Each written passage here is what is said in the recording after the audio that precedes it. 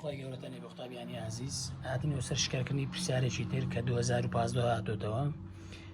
پرسیارەکەمان ئەگەر دقت دەی هاوکێشەشی دایتەمە هاوکێشەکەمان چێوە یەکسانە سالب 1.6 ئێکس زائیدە 146 ئەڵێتەمە چ ئێکسمان یەکسامی بە چل واتە لە شوێنی یەکسەکەی چەندی دادەنێ چلی دادەنێ واتە یەکسەکەی دایتەمە ئەمە چ دەدۆزینەوە وای دەدۆزینەوە.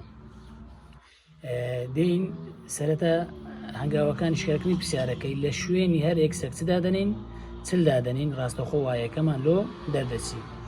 هاوکێشەکەمان چیە؟ وای یەکسانە سالب 1.6 ئێکس زائیدە 146 وایەکە وەکو خۆ سالب 1.6ەکە وەکو خۆ کەوانە لە شوێنی ئەو یەکسەی چەندی دادەنین چلی دادەنین کەواتە ئەوە چلماندانە زائیدە 146 سالب جاران موجب سالب 1.6 جارانی چلی بکە دەکاتە چەند دەکاتە 64 زائیدە 146 وای یەکسانە سالب 64 کۆ 146 دەکاتە چەند وای یەکسانە باشدا و دوو کەواتە دیم دەبێتە وەڵامی ڕاست. تەنها ئیشی حاسیبێ هیچ قورسەکی وای تێدا